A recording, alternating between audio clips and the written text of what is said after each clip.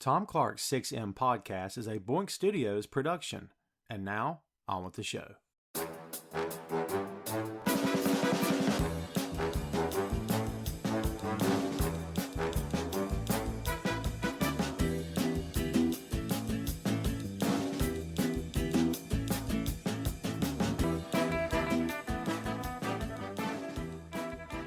Hey, what is up? Welcome to Tom Clark's 6M podcast. I'm your host, Tom Clark, and in this episode I'm joined by co-host Phil Lindsey. From the world of DC Comics comes one of the most popular superheroes of all time, back on the silver screen in the highly anticipated sequel to her own movie, battling against a foe with the power to grant wishes and using that power in an attempt to take over the world. We're talking about Wonder Woman 1984. Wonder Woman 1984 is the follow-up to 2017's Wonder Woman, starring Gal Gadot in the title role as the Amazon warrior princess, also known as Diana Prince. Wonder Woman 1984 was directed by Patty Jenkins, who also directed the first film. The sequel takes place 66 years after the first movie and finds Diana Prince working in the Smithsonian Museum. She balances her career with protecting others in her superhero persona as Wonder Woman. Prince finds herself working with a new employee, Barbara Minerva, who would later become a major villain in the film. The two women encounter an ancient artifact which comes to be known as the Dreamstone. The Dreamstone gives the owner the power to grant wishes. Using the stone, Diana inadvertently brings back the dead man she once loved, Steve Trevor, by wishing he were still alive. Barbara also uses the stone, wishing to become more like Diana, who she comes to admire and idolize. The Dreamstone falls into the hands of failing businessman Maxwell Lord, who uses the artifact to eventually become the most powerful man on the planet. As Diana reestablishes her relationship with her returned love, Barbara becomes the Cheetah and works with Lord to obtain ultimate power. Wonder Woman must battle both enemies while attempting to reverse the damage done by the Dreamstone. Wonder Woman 1984 was scheduled to be released on June 5th of 2020, but was eventually canceled due to the worldwide COVID-19 pandemic. The film was eventually released on Christmas Day of 2020 on HBO Max and had limited theatrical release as well. The film earned just under $167 million on a budget of $200 million. Much of that loss is attributed to the pandemic, though the film was the most watched direct-to-streaming property of the year. Critics and fans alike were mixed on the film, which received a 59% rating on Rotten Tomatoes. Much of the consensus focused on the lack of charm and passion that made the original Wonder Woman a success with audiences as well as critics just 3 years prior.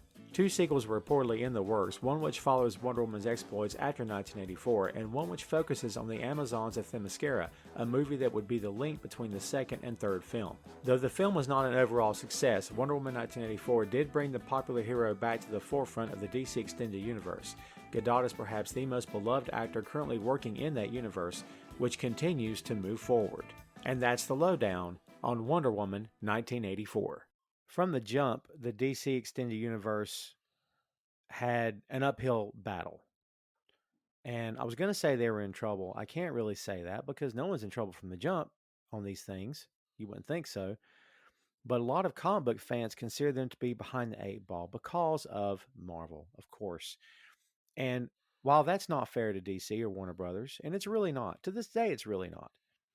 It What's fair and what's not doesn't really matter to fans. And if you don't believe me, look at the Star Wars fan base. Another podcast for another time. Pro wrestling fan base is the same way, and Phil can attest to that for sure. Toxicity from top to bottom, baby. It's everywhere. So it doesn't really matter if the industry didn't see it that way, or if Warner Brothers or DC Comics didn't see it that way. The fans saw it that way. Hey, you're behind the eight ball. I'm impressed by Marvel. I love these films. Now it's your turn. You better hit it out of the park, baby. You better do it the right thing here because what do you got? Impress me. And they didn't really do it. They tried, and then it felt like they weren't trying.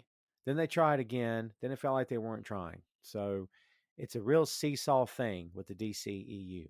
However, Wonder Woman was a hit. It was a good film. I can't say it was great. I don't feel it was great, but I enjoyed it. I liked it. I thought amongst all the how these films have been mired down in the colors and the even though there's still some hair flip happening in the slow-mo stuff and all the Zack Snyder influenced moments in the DCEU, Wonder Woman was a standout. Gal Gadot was a breath of fresh air. She brought something different to the table. Chris Pine is freaking awesome. And Patty Jenkins is on her game. She was then for sure. I enjoyed it. So when Wonder Woman 1984 was announced, especially announced going straight to HBO Max as well as the theaters, I was like, you know what? I'm anxious to see this. Then I watched it, and it's been going downhill ever since for a lot of people. Not for everyone, but for a lot of people. So, Phil, I know you just recently watched this film again for this show, as have I. In fact, I'm watching it right now. Give me your first take. You don't have to go into detail if you don't want to, but give me your first take, fresh off your mind right now as you're going into this podcast. I, Look, I mean, I still think there's a lot of things to like about Patty Jenkins' take on Wonder Woman, but this movie in itself just didn't hit the mark for a number of reasons. Mhm. I mean, I sat the first time I watched it, and I really, really wanted to like it, but the more and more I sat with it, I was like, yeah, that doesn't work, or that doesn't work. So when I watched it the second time, I wanted to see if I was still feeling the same way. And the second time, it was like, this, yeah, this really, really doesn't work. And I almost want to say that it was worse the second time I watched it. um, yeah, and I mean, there's still a lot to like about it. There's like I still think Gail is great in the role. I think Chris Pine is good. Um, boy, I mean, you can't say enough good things about Pedro Pascal. I think if anything, 2020 was the year of Pedro Pascal, just with this and um, Mandalorian, Yes. and I feel like he did something else that was um, well received in 2020. But he had a great year, and this is even more of that because I mean, he tries his best with the material here, and I mean, for big stretches of this movie, he kind of salvages it, but it just not enough to make it a good movie in my opinion. Yeah, he right off the bat, I'm going to agree with you 100% because he's great. And I'm jaded because I'm a Mandalorian fan. Can't help it. But yeah, he's great, man. And I don't know what the direction was from Patty Jenkins. If the direction was, hey, you're a megalomaniacal, egotistical, narcissistic, power hungry villain, and you need to come hard and bring it hard and bring everything you got, make it loud, impress us, right? If that was the direction, oh my God, he nailed it. I don't know what else the direction could have been because this is what we got. I mean, in your face. And, I get it to a certain degree. I guess the idea is we have to go for that 80s power hungry yuppie, everything he's ever wanted, he's gotten, and all he cares about is fame and power and all this other stuff. And he just wants more and more and more. The whole 1980s vibe of, I gotta have more, and I gotta have this, and I gotta have that. The whole culture at that time. I mean, I assume that's what they were going for. I mean, did you get that when he really started getting into this in the film? Well, there's two things, and that's why I think that he did a great job because there's this clear um, story they're trying to tell of a Hispanic man that bought into the American dream, and he decided like this is my means of getting out of being treated as a foreigner or getting being treated as an outsider by getting influence and getting wealth, and that's how you know I'll get past that. And all of that stuff is great, and that's why I say Pedro did such a great job because there's parts in this where I'm trying to think of the scene in particular. The scene with Stag Mm-hmm. early in the movie, and you can see where he clearly changes his voice to like this Texas drawl that he has. Right. And when Stag calls him out and calls him a loser and he leaves, he clearly cuts back to a more authentic and a more Hispanic tone of voice. Like his dialect is different. And so like I thought like all that stuff like the code switch he does there is it's perfect. Like it's those are all like minor like nuanced character moments that I thought made him interesting. But the other thing is um there's clearly this comparison to Trump that they're doing here. Like and it couldn't have been more clear than in the climax of the movie where he's standing in front of the White House insignia behind him, and he's telling everybody, I can give you what you want, just wish for it. I can give you everything you want. Right. It's right there in your face. It's like a clear allusion to Trump. And what doesn't make that work though is, again, Pedro's a Hispanic man. He's playing a Hispanic man in this movie that's doing a pull yourself up by your bootstraps thing, and you know trying to get a better life for himself and trying to do something better for his son.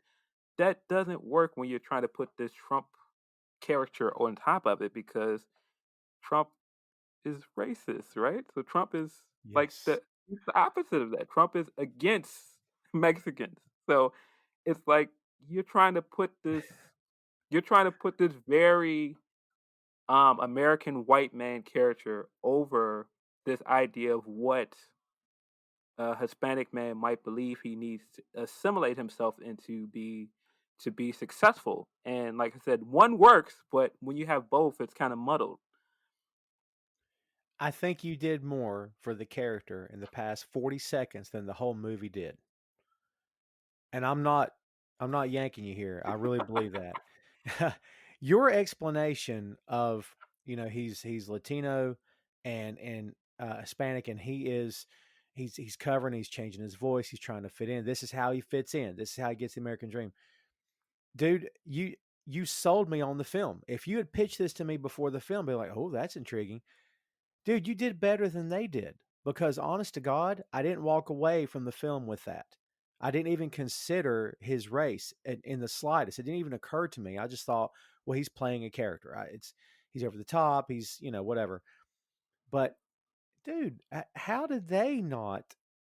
I Well, mean, tell me they knew what you just said. My God in heaven, surely they did. well, I mean, clearly, like Pedro put things in there. Like the code switch was very intentional. Um, when he changes his dialect and when he changes his when he clearly, you can see he's clearly trying to cover his accent most of the Right. movie. Like all of that stuff, you can tell that's stuff that Pedro did on his own. I don't know if he got direction from Patty to do that. Um, but like the flashback, um, when in the climax of the movie, and it shows like him, having a hard time as a kid, and why because like initially when he started his business, didn't he have dark hair and then he dyed it? I think you're right. Yeah, I think And, so. just the idea of him, trying to Americanize himself as much as possible, and that's what he thinks he needs to do to be successful, and thinking he has to be everything for everyone. Um, I think that's a big part of his character, and all of that stuff makes him interesting because all of that stuff is real. But like I said, once you throw this illusion to Trump on there, it kind of spirals down. It's like that doesn't work, and it's kind of, I don't know, it's kind of offensive when you really think about it, because politically, it's like you've got this guy that is not that. That isn't what Trump is. Trump is a guy that has always had everything. He's never had to pull himself up by his bootstraps. He didn't have a struggling business. He grew up in wealth. So it's kind of a misunderstanding of what Trump is. And then you kind of try to paint it over this character of a Latino man. And it's like, I don't know if that works. And yeah, dude, it's almost like they just took a swing at him because they want to take a swing at him. And hey, I am all for taking a swing at him. I wish I could do it myself, um, for real. But no, I get what you're saying. It's almost like that became the driving force for this. I mean, I totally get that, and I've heard people in the past couple weeks or so make those comparisons as well, and how they kind of understood where they were coming from. But you're right, the juxtaposition of both characters, and it really feels like two different characters at some point. But yeah, it doesn't work. It doesn't click. I mean, the relationship, as we start to dive in here, right? The relationship between him and his son. First off, I don't know, and I'm gonna give you my raw first impressions of this from the first time I saw it to this time. I didn't feel it in the slightest. The kid's not a bad actor, and I don't mean to be like that, but I just wasn't feeling it. I don't know what the disconnect was, and I didn't feel it until the very end when he hugged him and admitted that he's not a good person. And I thought, I mean, I had tears in my eyes when that happened. I legit did. And I thought, coming out of that, I thought, God, where was this during the last 2 hours? Why didn't I feel this?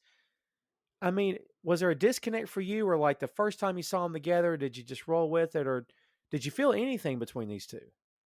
Well, I mean, I felt it, like I said, in the scene with Stag, and he had to explain after Stag left because I totally understood what was happening, and I understood the conversation that he was trying to have with his dad.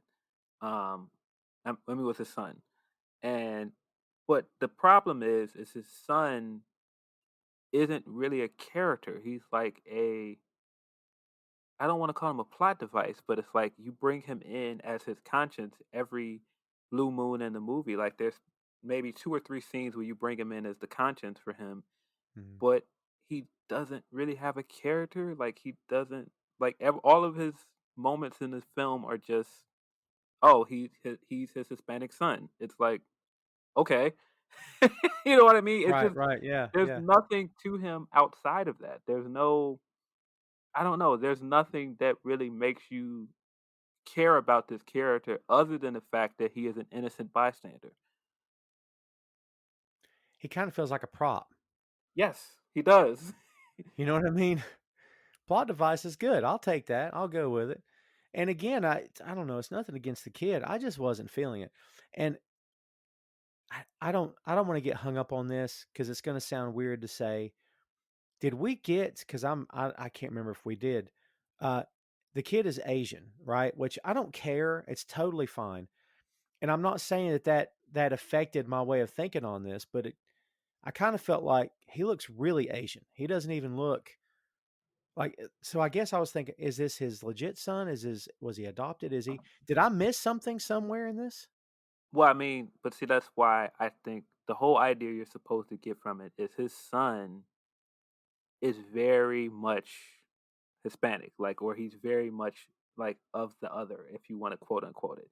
Like Yeah. it's like wants to knock you over the head with like, look, he's foreign, and their relationship is based on his ethnicity because his son is very clearly of his ethnicity, but you have Max who is trying very hard to assimilate, and he looks very westernized. Right. Okay. I mean, I get that, I guess. I mean, it makes sense. Um, yeah, I don't know. For me, it just fell flat. It just felt like it was, I'm going to say forced. It just felt forced to me. Yeah, it was a bit contrived. And Pedro was great in the moments that he spoke to him. I could feel him, making headway, I guess, to a certain degree, but I don't know. I kind of felt like, man, if I could just feel this, if I could feel this connection from the jump, if I could just feel this from the beginning.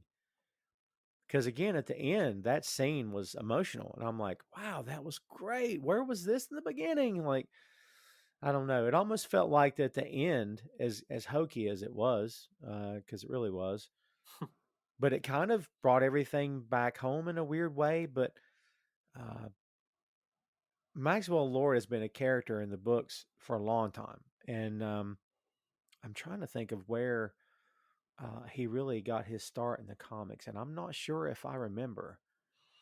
I feel like it's on the tip of my tongue, and I can't remember what it was. Well, when I think Maxwell Lord, wasn't he part of the JLI? Oh my God, he was, wasn't he? That's what I'm thinking of. Yeah, you're right. Yeah, I was fuzzy on that, man. That's totally right. JLI was a fun book for a long time. It really was. I Yeah. enjoyed it. So yeah, Pedro was great, and I can't really say anything negative. And again, the best actors who have ever done this, are only going to be as good as the direction, as what they're capable of, and as what the character of the story will allow them to be. So I think he made the best of what he had in front of him. And I don't know who else you get to play that, but I thought he did fine. I thought he did great. So I don't really have an issue with that. Um, Kristen Wiig, uh, you and I talked off mic a couple weeks ago or so. I think it was maybe last week. I just felt like she was miscast. I didn't.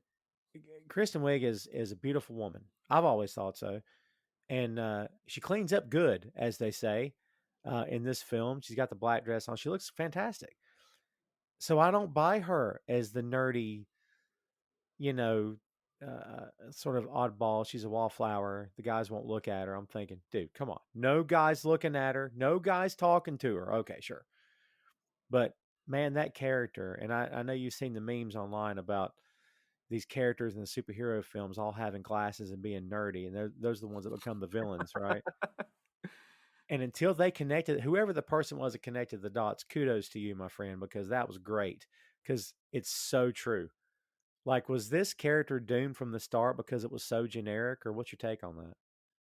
Well, I mean, I thought Kristen did a great job with what she was given, but I mean, coming in the door with the whole, uh, "Oh, I'm a nerd, and I just want to be someone who can fit in, and I hate everything once I become a villain because everybody has treated me so bad for my entire life." Like that trope is just so overdone Yeah. in superhero movies. I mean, we've seen it with the Edward Nigma and Batman Forever, uh, but Electro, and I'm sure we've seen it another time. But it's just such a tired trope, uh, and I don't feel like this gave us anything different. And I feel like that's kind of part of my issues with this movie is that it tries to hit all of these nostalgic notes of what we know about superhero movies, and it doesn't do it in an interesting way. It just kind of goes, "Hey, wink, wink. Don't you know this is a trope from this movie? It's similar to this. Ha ha." I mean, even the whole beginning sequence where, well, not the beginning of the movie, but when we first see Wonder Woman and she's stopping the robbery in the mall. Everything in Right. this scene is just like nostalgia city. It's like nostalgia and trope city. And it's like, okay, okay, I get it. And all of that stuff is fine, but it's like, where are we going with it? Like, what does this add to this movie? And I don't feel like it added anything. Like, I mean, I've been asking myself since I saw it, what what did putting this movie in the '80s add to this movie? And I don't feel like it added anything. Like, I don't think the I don't think the time of 1984 changed anything of this movie that could not have been done at another time. Yeah, and it's almost like they were setting the stage. They're like, "Hey, look, it's the workout craze, and it's the guys in the cowboy hats, and it's the mall, and it's colorful, and it's the '80s. See, it's the '80s. Everybody see it's the '80s." And I'm thinking, "Yeah, where's the '80s music? Where's Yeah, Duran Duran? Where's Culture Club? Where's I don't know. It almost felt like they weren't really trying to sell it too much. It was just like, let's put everybody in these costumes. Leg warmers, kids. Everyone's got to have leg warmers. It's the '80s."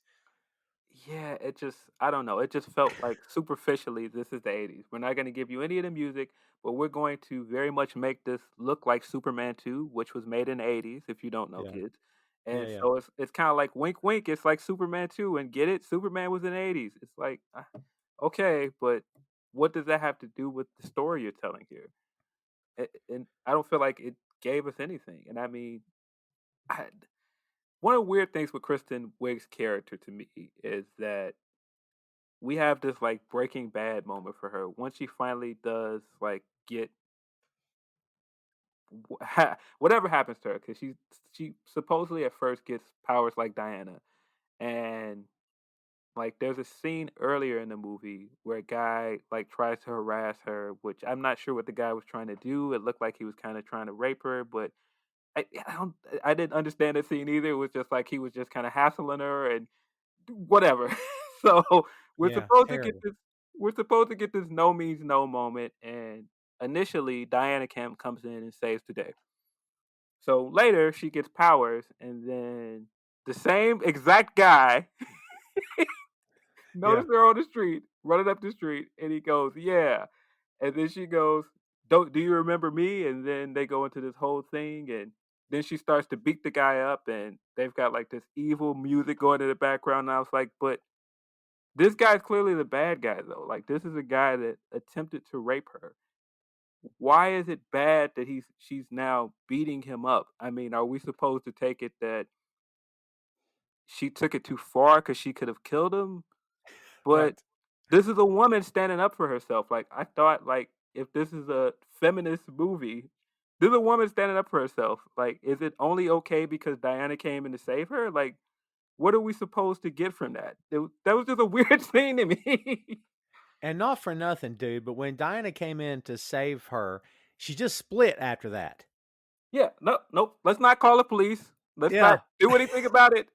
I'm just gonna throw him into this trash can over there. He's yeah. gonna lay there and apparently just show up later in the movie to do the exact same thing. He's Yeah, still let's just standing on the street drinking. I mean, let's face it, in the DCEU, if that had been Batman, he'd have broke his neck. Okay, I'm just saying he'd have I he'd have was put just like, what? it head first onto the sidewalk, paraplegic for life. I mean, But yeah, this guy gets to come back later, and I'm almost like, the minute it happened, I thought, oh, come on. Are we going to do this? This is awful. Like, it just, you're right, man. That's another example of something not fitting the narrative. Like, you think you're getting a certain movie, and then they twist it. It's almost like they twist it. We're early in the process here, dude, but it's almost like, okay, we have this vision. Here's what we're going to give you. And then they say, here it is, blah, boom.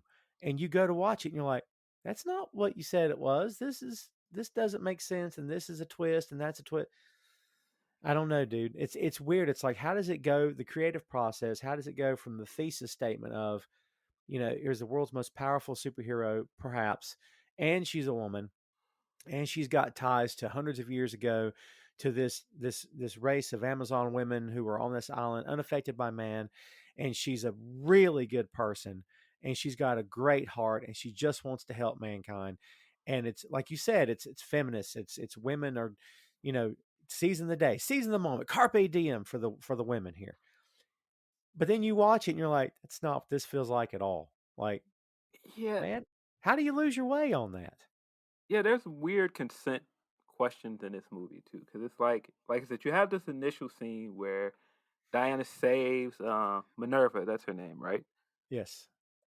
Diana saves Minerva from this guy that's hassling her on the street. It looks like he's attempting to rape her or whatever the heck he's doing. And then later, you've got this kind of empowerment scene from Minerva where she's beating this guy up, but it's looked at as going bad because she's beating the guy up. And then throughout the movie, you've got Diana making out with Steve in this Yes. body that does not belong to him. It's like, Yes. wait, so I'm confused. So it's like no means no at one point in the movie.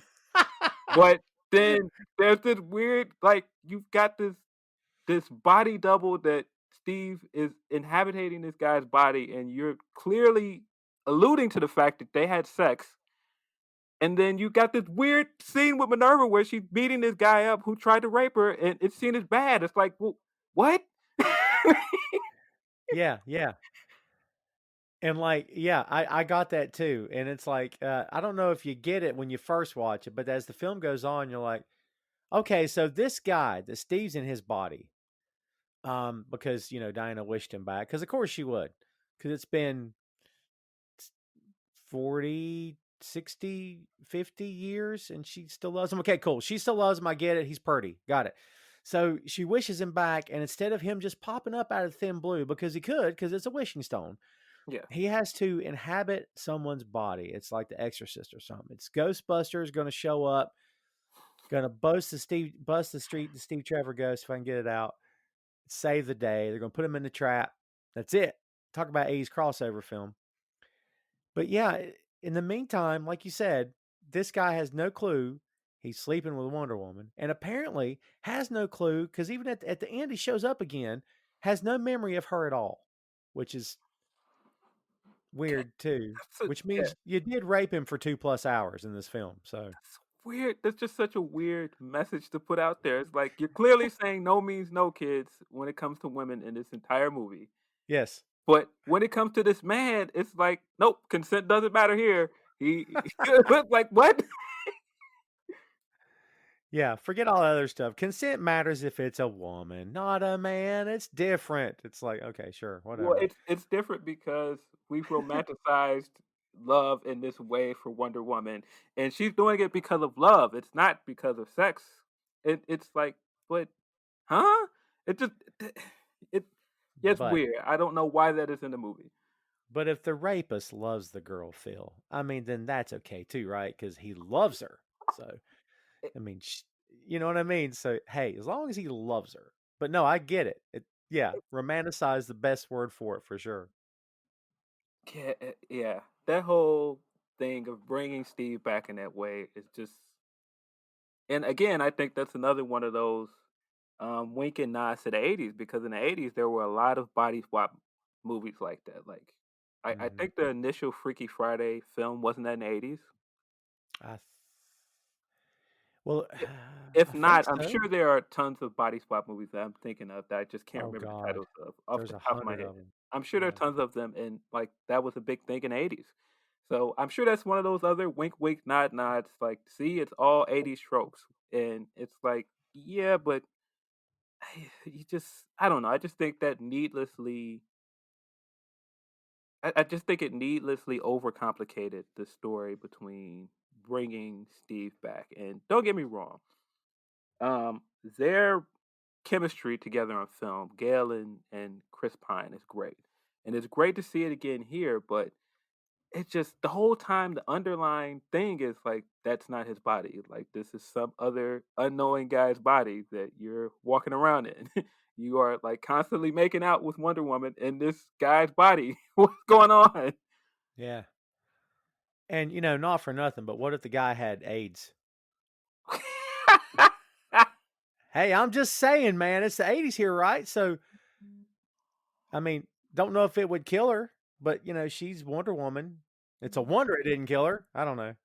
But Yeah, I, I don't know. And so we get to the point where, of course, the ongoing thing, and the other thing that makes this weird is that we're supposed to get from this that Wonder Woman is having a hard time saying goodbye to Steve again and renouncing her wish because she is not selfish. And this is the one selfish thing that she wants to do. And she just doesn't understand why she can't have this one thing. And like, that would be fine if it was just Steve that came back as himself. But you're having Wonder Woman be okay with stealing another person's life away from them and going, nope, it's okay for you to be inside his body because this is something I want. I should be able to have this. It's like, uh, no, no, no, that doesn't work. So then when you have the scene where she has to renounce her wish, which is it's pretty much the sacrifice scene from the first movie again, yeah. but it doesn't have any of the like same emotion and same or the same gravitas to it. It's like you try to do this sacrifice again, and it just feels so tainted now because it's like, no, you have to say no and renounce your wish because that is not his body. What do you mean? And so then she finally does it, and she runs away, and then we have this flight scene, which is just, I don't know, Well, man. If the point of this movie is women's empowerment, and don't get me wrong, I'm a man. So I can't tell women how to feel about this movie. Maybe women love this, and I'm off base here. But right. isn't it strange that this is a women empowerment thing, and you are telling us that Wonder Woman for 50 years didn't know how to fly until Steve explained it? Good point. I can't say I thought about that, but yeah, that's a great point. What? All right. So I want to get into this to you, get into this with you because I think it's important. Uh, the flying. I mean, how do we feel about her like roping a lightning bolt? And hey, I'm a lasso and lightning bolt. I mean, what? Well, Let's try to put it out of our heads that it's comic book, comic book workings here. Comic book science doesn't always fly in the real world. So let's just put that behind us for a second. But how did she look to you? Does it look hokey? Does it, I mean, is it okay? I mean, what'd you I, think? well, her lassoing lightning, if I understand, I think it's a reference to comics, right? Because I think she's done it in comics. Oh, I And see. even flying, she can fly in the comics depending on whichever comic you're reading, like she can fly. So all of that Whoever's stuff, writing it at the time. Yeah. right? So all that stuff is fine. It didn't look great, and there are several parts in this movie where the effects didn't look very good. Like her running, every time she ran in this movie, it looked bad, and it looked like she was clearly running on a treadmill. It like especially like the scene in Egypt where she was running and like it just looks so bad. It looks like she's running on a treadmill for sure. And again, this could be intentional because it could all be just like a wink, wink, nod, nod to the original Wonder Woman television show because that's how she used to look in the television show running. But it's Yeah. so jarring in this movie because it's supposed to look like modern special effects. It just doesn't look good. And you know, speaking of the TV show, that was my Wonder Woman growing up. That's all we had. And Linda Carter was one of the hottest women on the planet at the time. She may still be, because man, she looks good. And it was cool to have her in this. And you know, if the DC people have done nothing else right, if they've done nothing else right between the TV universe and the extended universe, they do pay respect to the actors that came before, which I dig. So she had a place in this film for sure. I wish she'd had a bigger role. Don't know if she cared about that or not. She seemed happy to just be along for the one what mid credit scene, I guess, Yeah. or pre credits, post, whatever you want to call it. But I mean, yeah, honestly, I didn't connect the dots on that like you did with the running. That may have been it. Um, I'm just guessing. The running just looked so bad that I was like, there's gotta be a reason why this running looks this bad. Like it just it looked terrible. or as I said before, you're doing a better job than they did in connecting things together that they didn't connect, but that you're I seeing that makes I sense. don't know. Maybe I don't know. I Yeah, it just there were several scenes in this movie where I was like, these effects don't look good, and the editing is clearly not good in several parts of this movie either. Um, Yeah. yeah, I, What about getting back to Kristen Wiig for a second? What about Cheetah? What's your feelings on Cheetah, man? How did she look to you?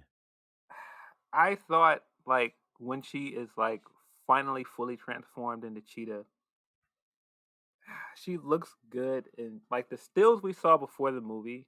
I was like, oh, that looks pretty good, but just like in motion, it looked very CG. It just, I don't know, man. That again, the effects just like that whole fight is odd too. There, like, I don't even understand the conflict between Minerva and Diana because it's like Diana befriended her, and Diana should understand like why is it that this means so much to her wish. But instead, it's kind of like, nope, you just have to renounce your wish. Like that's the only way I'm gonna reason with you. Like I don't care why you don't want to renounce it, just renounce it. And that's kind of their dialogue throughout this entire fight scene. It's like she never tries to reason with her and go like, I understand, I get why you feel this way, but you have to understand this, or you have to understand, you know, I'm your friend, like I'm here for you, or any of that. It never felt that way. It all feels very impersonal. Like it almost feels like there's two movies that happen. Like the first half of the movie, we get that they have this friendship, and then the second half of it, once Steve comes into the picture, is like, no, we're not friends anymore. Yeah, yeah. I'm just calling you to do favors. Hey, look this up. Hey, how did this get from here to there? It's like, and then she's just a villain.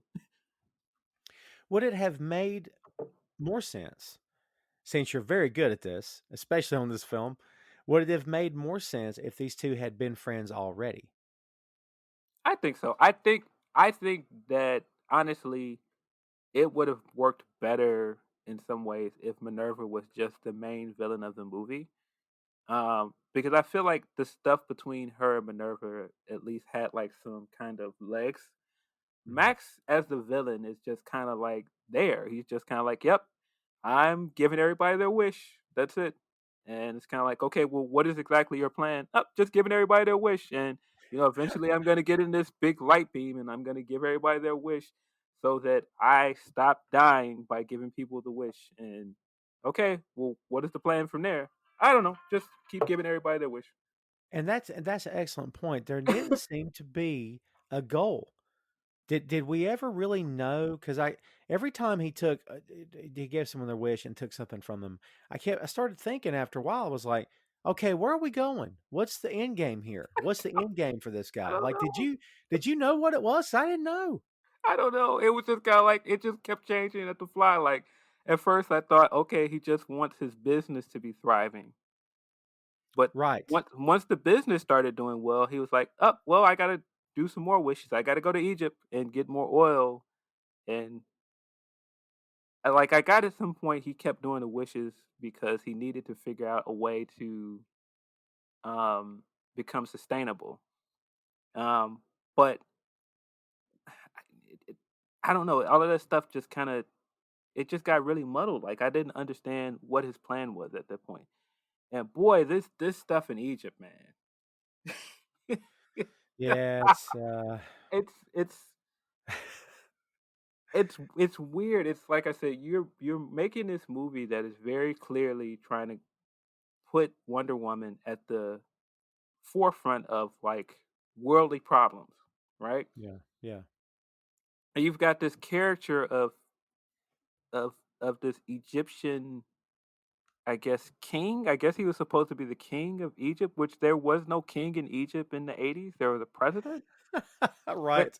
I don't like, and I'm not even sure if he was supposed to be the king. Like everything, like they were calling him Your Majesty, and like the magazine that he was on the front of said like King of Oil or something. Right. So I don't know if that was all like a nickname or if he was supposed to be an actual king, but they called him like Amir something, and Amir is I that's like a I don't want to get it wrong, but I think that's like a monarchy or like a person of authority, but that's not a person of authority that would be in Egypt. Like that, I that's like a Saudi Arabian thing, I think. And I mean, just his entire appearance is like Saudi. It's like like he had a head wrap and he had Yeah, like the yeah. robe, and it was like this. Is he supposed to be an Egyptian or is he supposed to be Saudi Arabian? And then like his wish was to keep the infidels out, which I was like, That doesn't it feel was Egyptian to me. it was all really problematic. The whole scene where she saves the kids from the truck that's gonna hit them, and the way she does it is by shooting a missile at them and then swinging from the missile, and it was, yeah, it was a lot of weird stuff in that Egyptian scene. I mean, even like the way that they try to do the conflict with the U.S. and the USSR at the time, Yeah. that stuff is like really weird, and it's like you're trying to put it like the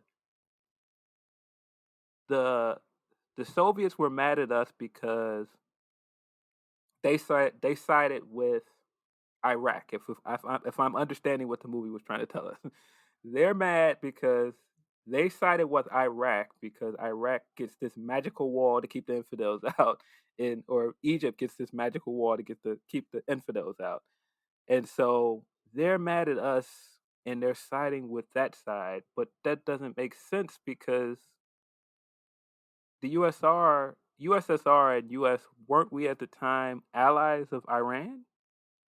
I believe so. Because then you had the Iran Contra thing that started happening. Right. So the politics of this movie are just very strange. Like all this, like I didn't understand that part. And you've got this other part where you've got this guy that's Mayan, but he's got like dreadlocks and Yeah, yeah, yeah, like yeah. the, I don't know. I it would the all of this stuff with race in this movie is very strange. I mean, it's just like I said, trying to make Max Lord into this like Trump figure, and hey, you've got this part later where they walk past breakdancers and all of them are like white. It's like, huh? Right, right. Yeah, yeah. It's like okay, this is '84. We got to tell everybody it's '84. You know, you're Warner Brothers. You're DC. You've got the budget. I mean, where's Thriller? Where's 1984 by Van Halen? Where's the biggest albums of that calendar year? Where's all the Yeah, music at? Like what? yeah, and it's just weird that you're in the '80s, and like I said, there are so many notable, noticeable black people, there's so many noticeable people of other races, and all of the people you have of other races in this movie are very like they're characters. They're either characters or you're in Max's place, he's the bad guy, or you've got like this very clearly like foreign version of his son. It's just like all of the stuff with race in this movie is very weird, man. And on top of that, this was, and this is a further example of how they can't seem to get it right in this friggin' universe, dude. But this is going to predate everything they've done in their extended universe to this point. I mean, the first Wonder Woman movie did, obviously, it predated everything. But this movie does as well. And I get why you didn't connect anything to the first Wonder Woman movie, because it's set in was the 20s. It was the 20s it was set in, I think, or the 1900s, I think, so, at some point during the war, right? Uh, so I get that. But this is set in 84. You couldn't have connected this to any character at all. Tom Clark's 6M podcast is sponsored in part by Radius Law Group. Every day, Radius helps individuals, families, small businesses, and nonprofit organizations throughout North Carolina, Florida, and Pennsylvania resolve their legal issues by providing effective legal counsel in the areas of estate planning, as well as elder law and Medicaid. Radius Law holds the radical belief that working with a lawyer can indeed be enjoyable. So give them a call at 1-800-519-5667 for more information and tell them that Tom Clark's 6M podcast sent you. You couldn't have had Bruce Wayne in a scene. You couldn't have had a young Alfred. You couldn't have had, I mean, any number of people could have shown up. I mean, just as some sort of connective tissue to the extended universe. We could have seen Henry Allen at some point. Barry as a child, well, not even born. Barry wouldn't even be born yet, right? We could see a young Henry Allen. We could have seen somebody, a young Lex Luthor. I don't know, anyone. Like, no Yeah, connective tissue. This thing feels like a standalone film, which I guess that's okay, but maybe it's not okay, because at least Shazam was connected to the universe in some small ways. But this uh, almost felt like this wasn't even connected. yeah. And actually, now I'm thinking about it, I got it wrong. Didn't the guy from Iraq wish for nuclear weapons or something like that?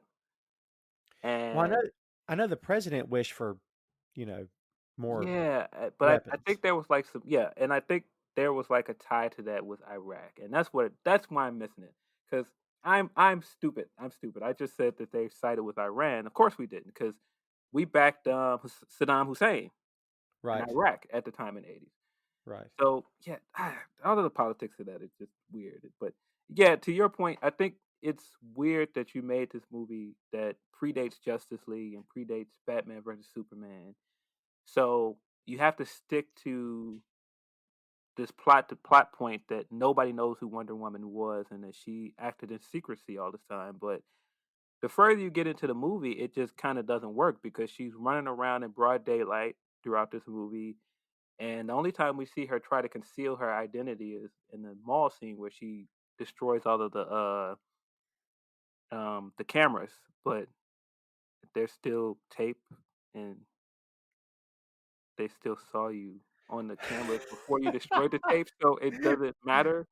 It, it, Right, and I mean, even like when the part where she gives the whole speech at the end through Max Lord is like, okay, but nobody knows who she is. So, right. I, yeah, it's I don't know. I almost feel like the movie tried too hard to stick to her acting in secrecy, and it just kind of didn't work.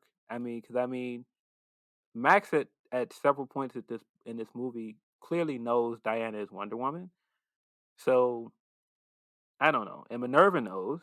So are we supposed to believe nobody else in this entire movie knows?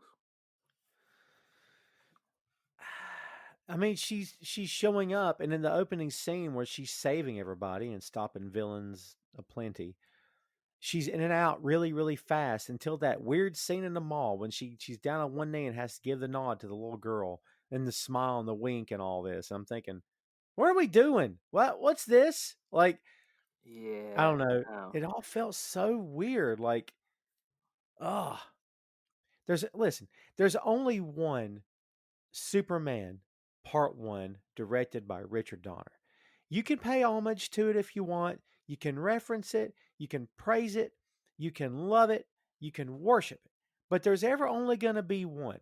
So when you try to take the same stuff that they did for that movie, because Christopher Reeve was freaking amazing, Richard Donner was on his game like never before in that film, and everything clicked. Because Margot Kidder was great, Gene Hackman was the man, Ned Beatty was great. I mean, the whole thing clicked. It's a classic. It has heart, has sentiment, it has emotion, it has heroism, everything you could hope for in a comic film. It has it. So when you try to do that in your movie, it's probably not going to work. And I kept feeling like, oh, well, she's got to wink at the girl, and we got to put it in daylight, and we got to have this in here, and and Pedro Pascal supposedly, reading up on this, based his performance of Maxwell Lord on Gene Hackman as Lex Luthor, Yeah, and that doesn't surprise me. and Gordon Gekko from Wall Street, and I'm like, okay, but I don't know, I don't know, dude. It's just the idea of it's okay to be inspired. I have no issue with being inspired, but well, let's do this because they did. I don't know, dude. That just doesn't fly with me, man. I don't feel it. There's a reason why it works so well when it works, and then if you try to repeat it, it's like lightning striking twice, man. Something doesn't click.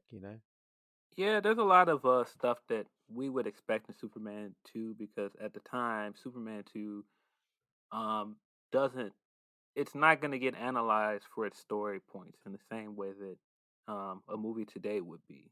True. Like just the way we review movies then and the way we view entertainment, then it just has changed a lot. And there's a lot of stuff that's similar here in like plot devices. It's just how Wonder Woman would just have powers that needed to be there in the moment. Like when she makes the plane invisible out of nowhere, it's like, okay, so she's never used that power Yeah, yeah. once until this moment. And then she uses it perfectly in this moment And to never make the mention plane. it either. And never mentioned it before that, never mentioned it again after that. It's like, huh? It's the same with her flying. It's like, okay, well, she didn't try to fly for any of this time before that, didn't even know she could fly.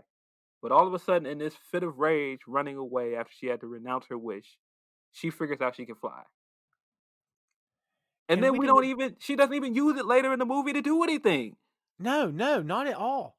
And like they didn't bother to tie any of that to the opening of the film when she's a little girl. Not one. I mean, there couldn't have been a moment when she's like, she tried to make something invisible or something and it didn't work. And then you learn that, oh, they have that. They can do that. That's wild.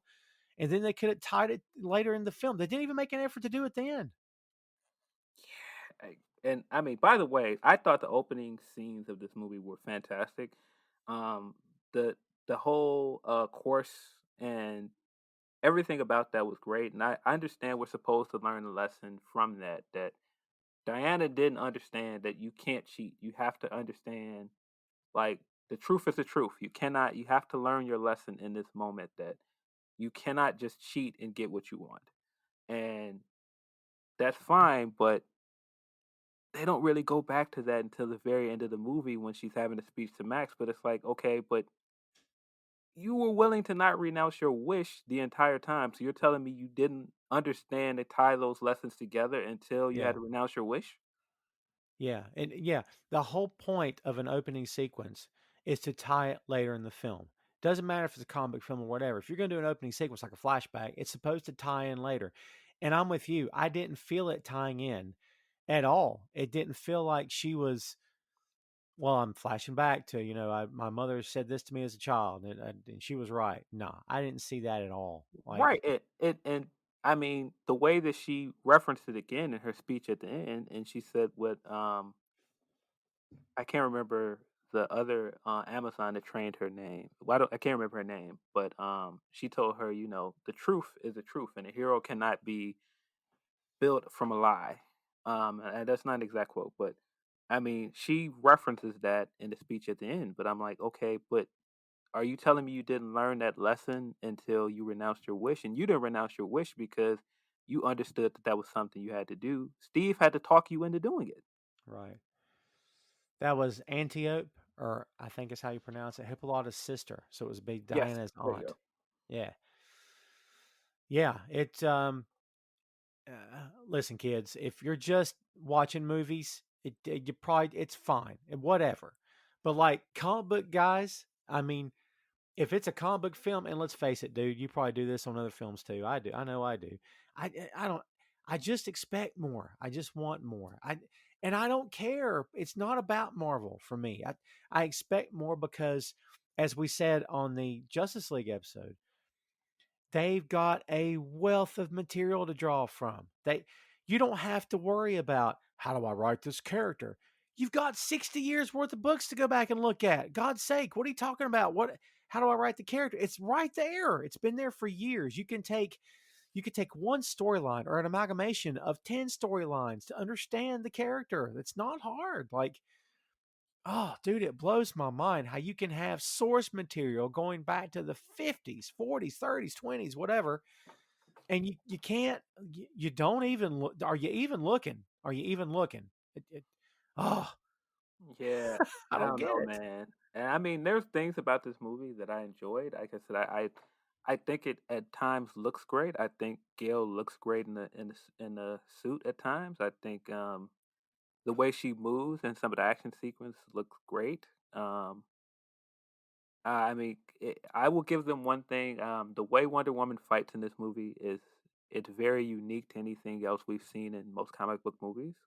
That's true. Uh, um, and I think some of the action scenes for what they were, they looked good. Um, I even like the message. Some of the messages behind it are good, but I think the messaging doesn't work as well in totality with the movie that we're given. Like her speech to Max at the end is kind of like okay. Um,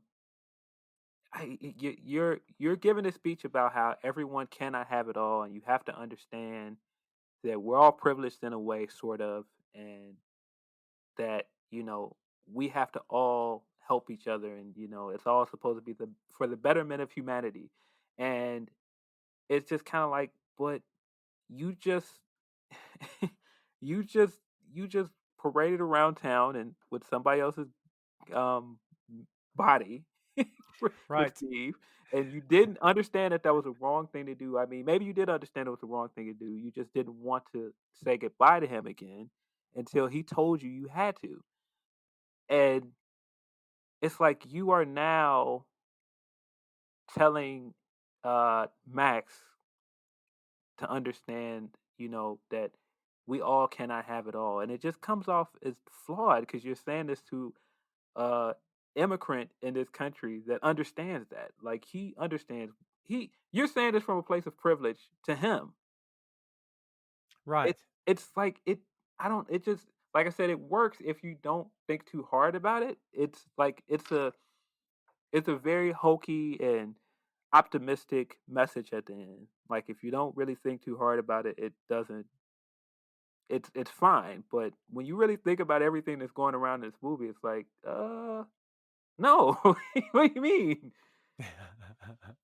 Like and you're asking the world to renounce their wish, and you're asking everybody at large to not be selfish in this moment and understand that we can't have it all. And it's like, well, in this moment, like I get it, like that's a good sentiment, but in reality, do you think other everybody in the world would just renounce their wish? Yeah, I was gonna get to that with you because I didn't know what you felt about that. I mean, is it because the end of this film is chaos? It's absolute utter chaos. I mean, the only thing to compare it to is the snap. That's it. In terms of the total destruction and chaos, lives lost, bloodshed, utter chaos. The entire world is falling apart at the seams at the end of this. And then one girl, one woman, man, that sounds anti feminist, doesn't it? I don't mean it that way. But Wonder Woman by herself talks to the entire world. Let's forget the fact that people in other countries can't understand what she's saying. Uh, hey, I'm just, hey, But they all said, "Oh, well, she's got a point. Let's just stop this." And they all just stopped. Like everybody did. Not one person kept their wish. Not one person. Yeah, It's I mind know blowing. exactly what you mean, and it's not just that it's one woman. I get it. It's supposed to be that Wonder Woman is the symbol of feminism for everybody, but it's very much white feminism. It's very much ethnocentric in a way because it's when I say everything in the movie and its views on race are weird, it's because it's all viewed in a very American way, and that's why I mean, like even her speech is just it's so like I said, it's so ethnocentric. It's so in a very like white feministic way, and it's like it's not an understanding of anybody else's real problems outside of our own. Right. And so the president, I gotta quiz you about this. They all right. So they don't call him President Reagan, He doesn't but even look like Reagan. I don't know who he, he's supposed to be.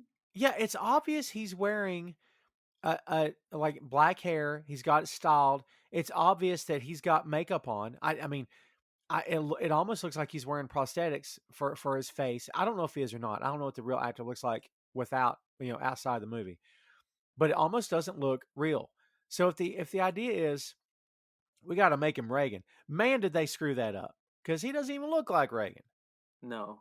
And like his ideal, like even what he's wishing for in that moment is kind of like again, we backed Iraq in in war.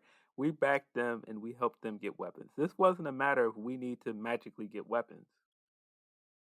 I didn't understand that because I didn't he either. wished for more weapons than the Middle East to beat them, but we didn't need to wish for more weapons than them because we backed them and helped them get weapons. We had more weapons than them in reality.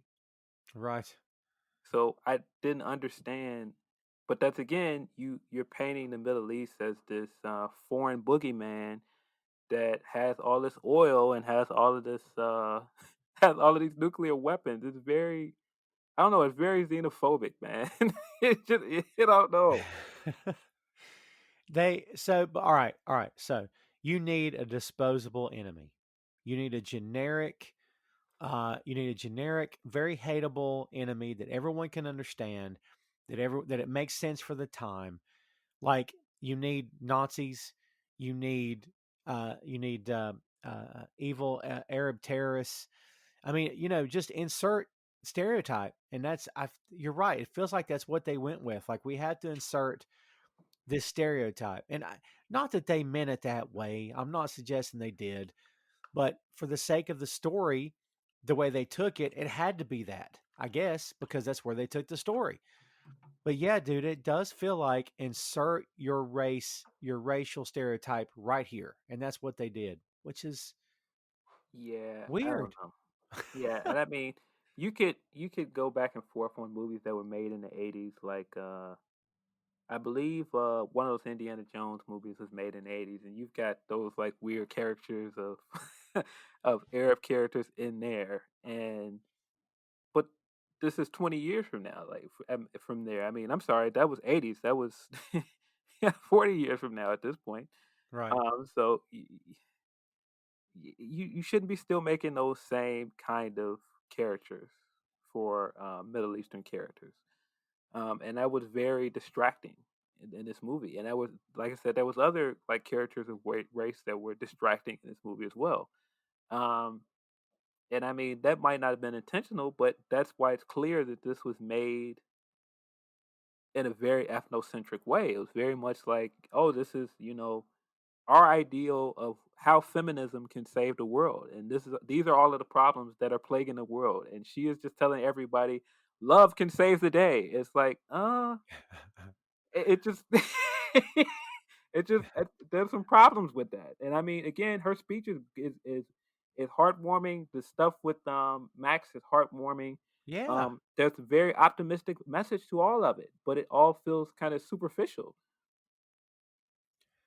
you're right. And again, I go back to the end. Maxwell, Pedro Pascal is freaking great. Again, had tears in my eyes. It was very emotional when he hugs his kid and his kids. Listen. the fact is, you love your parents. I mean, they can be just the worst people ever, but you're going to try to see the good in your dad. I mean, I don't. I mean, that's just how it is. So this kid saw the good in his dad, and he just flat out said, "I'm not a good person." And I thought, "Oh, this is the best thing ever. This is him coming full circle. This is great. This is." It feels like a Marvel villain where it's like, yeah, he was a villain, but he was, it was their circumstances. And then I was left with, so this guy get arrested or what? What happened after this? you know? Exactly. Like, so what happened to him after that? We don't find out what happens with Max. We don't find out what happens with Minerva. It looks like she got electrocuted, but then at the end we see her looking at the sunrise. So it's like, Yeah, okay, did any villains get comeuppance here, I or don't think so. I don't think so. I, I don't know. Yeah. They live to villain another day. Like the guy on the street that she threw into the trash can. It just was like, up. I'm just gonna hang around and drink some more and try and rape someone else. Yeah. Who else did he? Who else did he assault along the way? And again, dude, give this story to a smart comic book fan who wants this universe to work, and this thing would have worked. I'm not talking about the film. I'm talking about the story. Like connective tissue. I keep going back to that. The scene in the White House when you see the blueprints and the like these easels of all the technology that suddenly you can talk to everybody on the planet. I'm like, excuse me, what? I'm sorry. Everyone on the planet? Where'd this come from?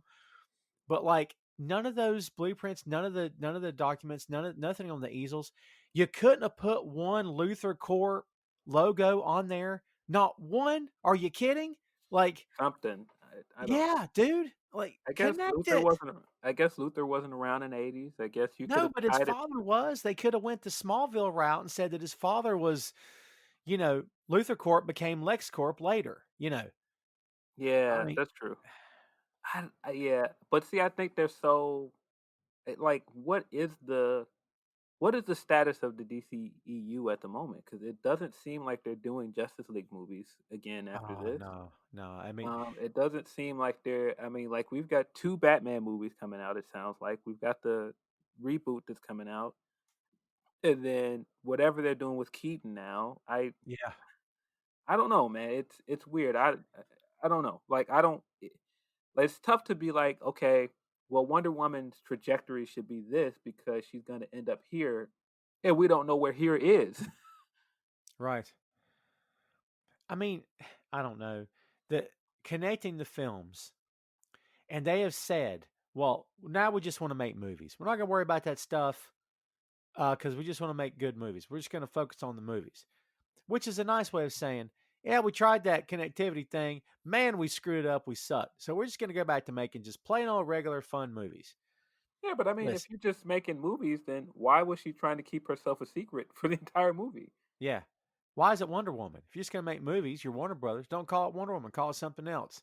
I mean, why are we even doing this? What was the point of this film? Like, you could have never done this film and it would have been okay. We didn't need to see her in 1984. I guess is the end of this conversation for me. I mean, Like, it doesn't connect the dots between then or today at all. so here's another question. Where do you think this movie put her at the end and the lesson that she learned? Because in Justice League, isn't she still grieving over Steve? And isn't one Yes. of the big scenes in the movie that she ended up punching Bruce because he took a shot at the fact that she wasn't over Steve? Yes. So are we supposed to understand at the end of this movie that she went through all of this and isn't wasn't Steve coming back? Shouldn't that have been the thing to go, you have to move on with your life. He's gone and he's not Yeah. coming back? Closure. Right. So it didn't seem like she had closure in Justice League. So No. what was actually gained from this movie? And it's not like he broke up with her. She's not Alanis Morissette, for God's sake, still singing about the breakup 5, 10 years later. It didn't happen. He's dead. So like, let it go. He didn't leave because he wanted to. He kind of didn't have a choice. So yeah, I don't get it either. And again, dude, I always say I hate to be the guy when we talk about Marvel, but screw it. I'm going to do it. I don't care. If this had been a Marvel character, she never would have slept with him ever, because they would have known. I don't know if is that the right move to show them in bed together. They would have kissed. They would have hugged. It would have been tears. Oh my God, I can't believe it's you. Is it really you? And that would have been the end of it. We wouldn't have seen them waking up in bed the next morning. They could have maybe alluded to it, but it just feels like in Marvel's hands that never would have happened. Had this been, I don't know, and who knows what they're going to do with WandaVision yet. I can't wait to see it and podcast on it. It's going to be freaking awesome. But if this had been Wanda in the Vision, or whatever, or I don't know, Hawkeye and Black Widow, just insert whoever, I don't think you would have seen them in bed together the next morning, because it would have been weird. I like I like how they tried to diffuse the moment by having Steve eat Pop Tarts and reference Pop Tarts, and that was supposed to make us laugh at the fact that they're laying in bed together. Yes. Oh, terrible. Oh man. And yeah, it just upon second viewing, it just falls apart more so than it did the first viewing, and that's not a good thing. Like, I don't know. It's almost like, I guess the opposite's true too, right? If you love a movie the first time, you're probably gonna love it more the second time. Well, guess what? If you were indifferent about it the first time, kids, you probably shouldn't watch it again. It's not gonna change your mind. Um, that's if you're indifferent to it. If you loved it, go with God. It's called all good. I'm not here to change your mind. It is what it is. Yeah, I I mean, I understand some people that might have enjoyed it. Like I said, there are things to like about this movie, but I mean, this thing is like what 2.5 hours long, Yeah. and I just don't think that they wrapped up a lot of the plot lines in this movie well. I don't think that they wrapped up Max's story that well. I mean, you got the ending with him and his son, but he didn't face any real consequences. Right. I don't think they wrapped up Minerva's story arc very well either. Um, and then, like I said, what are we supposed to gather from Diana's story here? Is her story that at the beginning of this movie, she was still grieving over Steve, and then at the end of the movie, she's ready to move on? Because it doesn't look like she's ready to move on. No, no. And I love the fact that you try to connect it to Justice League with the comparisons of how she's grieving. Because, yeah, she's still grieving. But yeah, she didn't learn anything here. She learned nothing. She learned She's how to as fly. static. Yeah, she's static as she was in the beginning. Like, the point of a good book is that your character does not remain static. He or she undergoes a change, encounters situations that changes them in one aspect or another. So on page 500, they're different than they were on page 1. That's the point. And she didn't learn anything. You're right. Again, I ask, why did this movie even happen? Because, here's something else that sticks in my head, and I can't get it out of my head. When Barbara says to him, she says, "Well, I want to be an apex predator. I want to be something that there's never been." Then she turns into a cheetah.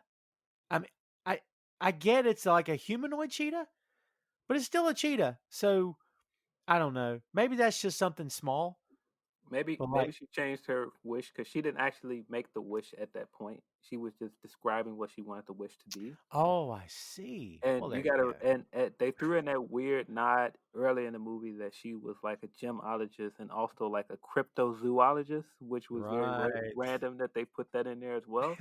So I'm guessing you're supposed to understand that she made this wish based off what she knows about mythical animals, and it's like, okay, I don't Well, know. brother, we're gonna go with what you said because that works for me. I I don't know don't. if that's I'm it, but guessing, of course.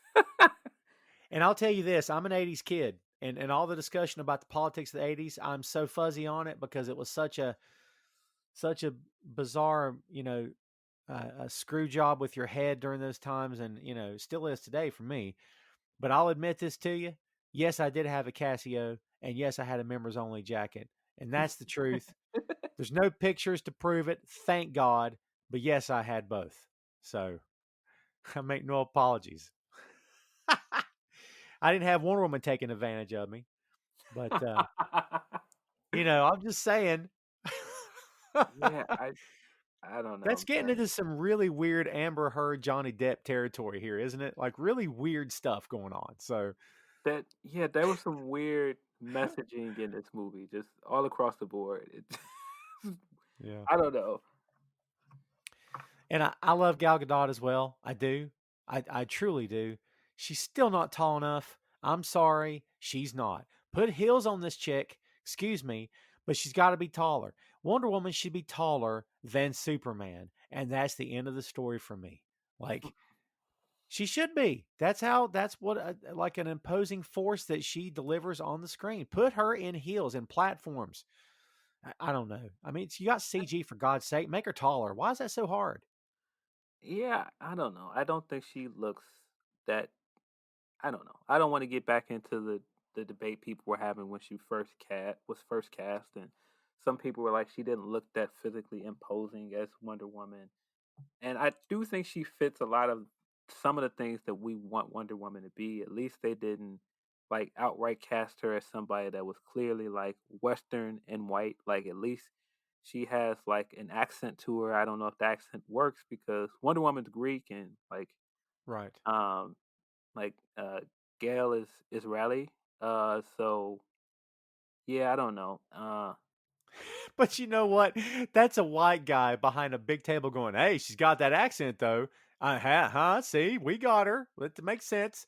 It's a different one. She doesn't sound, like a white guy. Say, "Hey, we got it. This is going to work. Hire her." You're right. It Yeah, just sounds like they just went that way because, hey, why not? It's an accent, isn't it? yeah, and I mean, of course, I could that's why I'm like I can't.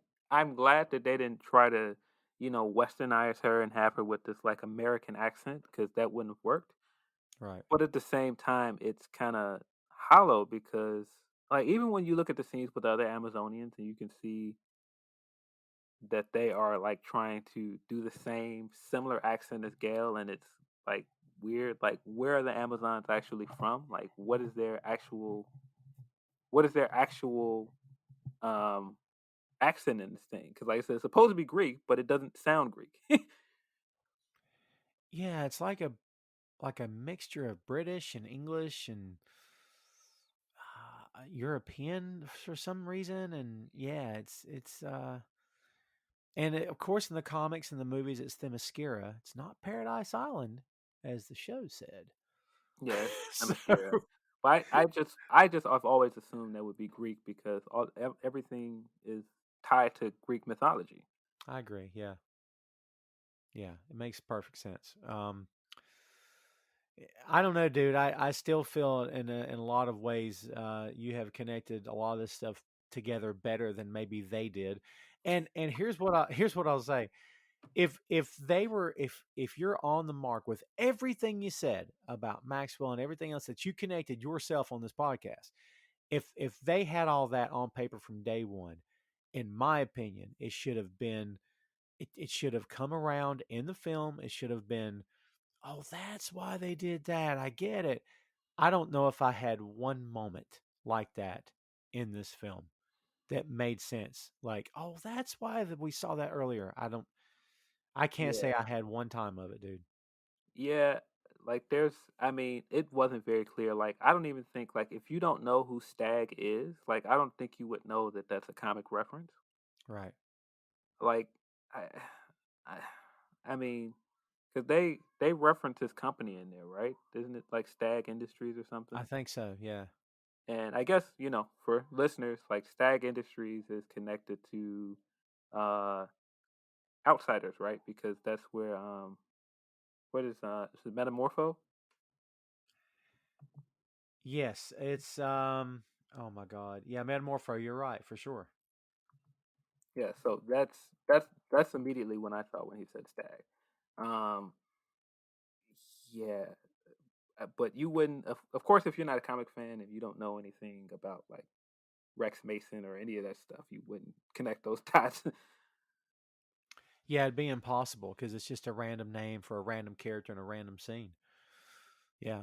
Again, no connectivity. I mean, even if for no other reason, you've got a bunch of military guys standing around. One of those guys couldn't have been related to someone who's related to someone. I mean, Wayne Tech. We talk about Luther Corp. There wasn't a Wayne Tech logo anywhere to be found. There wasn't. Oh, Yeah, there's but not a she, Daily Planet newspaper floating around. There's nothing. Like, okay, exactly, and she creates this, and Max creates this like global threat with this thing. Like he creates an entire crisis with this thing, and like again, she's supposed to be secret, and where this is not referenced ever again in DCEU. right. It's mind-boggling. The whole thing. Um, yeah, you could have done this in 1974. You could have done it whenever. You could have not done it, and it would have been fine.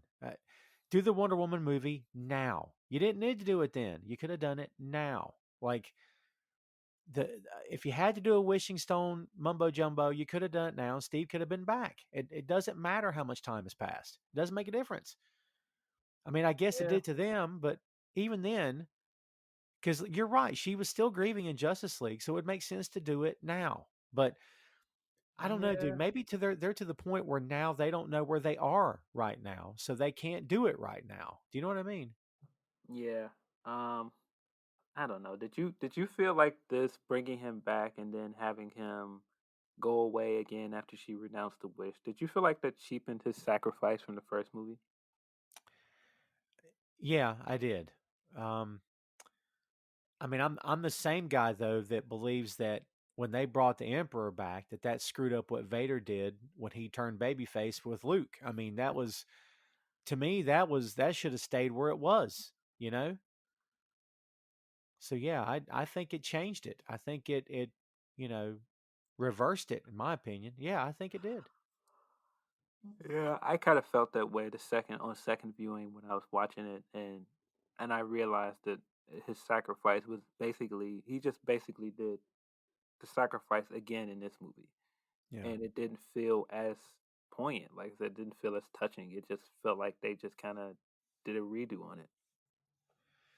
And therein lies the problem with any sequel to any film, in any time, in any genre, ever. You're always going to run the risk of the creative forces behind it saying, hey, this worked in the first one. Let's just do it again. Yeah, and I So, mean, I get the temptation to bring Chris Pine back because he was such a big part of the first movie, and their chemistry on screen is so good. So there's a good reason to revisit it. I just didn't think it worked here. I think there was a better way to do it, and it just didn't work here to me. well, they're moving forward with part three. So, everybody cross your fingers and toes and hope for the best because we're going to see what Gal Gadot looks like as Wonder Woman without Steve Trevor. That'll be interesting. Without that male lead with the chemistry to play off of, and they God, dude, they look like a real life couple together in these scenes. In my opinion, they look legit like a real life couple. They just look so good together, and they just bounce off each other so well. But we'll see what happens, man, with part three. I don't know. Whenever it gets here, we'll probably do a show on it at some point. And like I said, man, fingers crossed. So, uh, yeah, as I said earlier in the show, it's a mess for me. I'll hit you with one more thing here. What was your take on the armor? Because there's been a lot of people talking about this armor, that it was supposed to be the end all be all, and then you see it in action, and freaking Cheetah opens the wings up, doesn't she? And I'm like, okay, how'd she do that? This thing was bouncing bullets 2 seconds ago.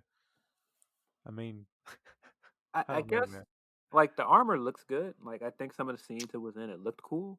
Yeah. Um, but I kind of didn't understand the story purpose of her putting on the armor other than just for the sake of her doing it. I mean, if this was earlier in the movie where she showed that she was losing her powers and all of a sudden she had all of those wounds and she needed the armor going into that fight because she didn't have all of her powers, I would understand it. But I didn't understand the story reason why she needed to don the armor. It's the secret weapon, I guess. I don't know. I mean, cats tend to scratch. So, you got some armor on, cat can't scratch you then, I guess. Yeah, I guess, Um, but she didn't know that Minerva had changed at that point. She didn't know. She hadn't seen her until she got there with the armor already on. I see. I'm trying to make an attempt to make this thing make sense. Don't blow holes in it, man. It's not cool. And I mean, like, she didn't even really use it to do anything different against Max. It just, Yeah, she just wore it because, it's shiny. So, yeah, I don't I know, don't man. know. I mean, maybe she thought that she would need it because that was a heavily guarded base, and she needed it. Maybe that's it. I don't know.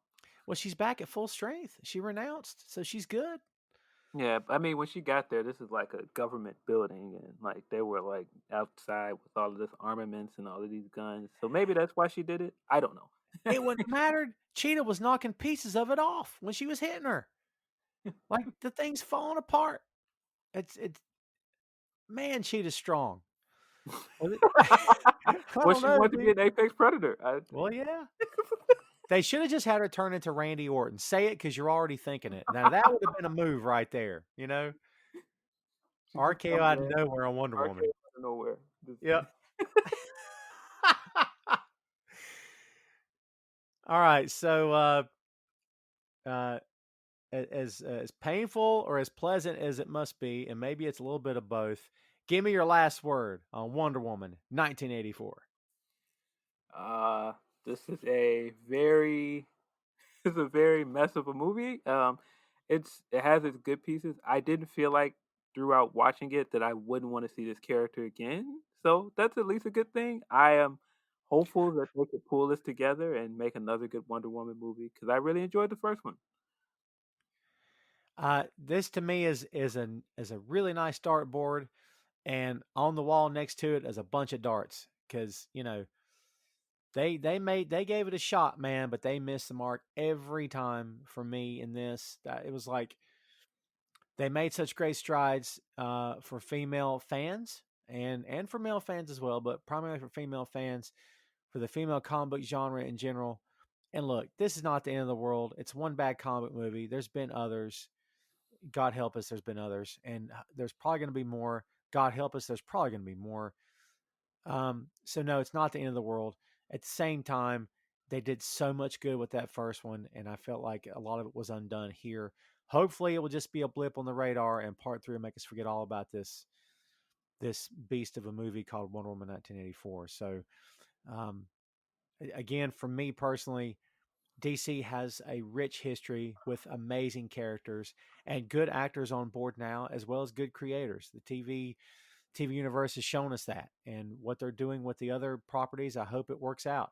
I don't wish ill will on the publisher or on the studio at all. I want these things to work because it means the genre as a whole will continue working and continue getting made years after we're all gone. And that would be great with me because I am today and have been yesterday and always will be a comic book fan.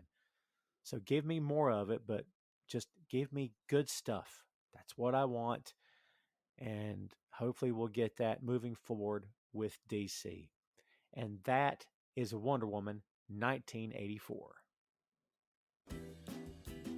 Hey, thanks for listening to the show. Check out our social media on Twitter, Facebook, and Instagram at 6M Podcast. We'll see you next time.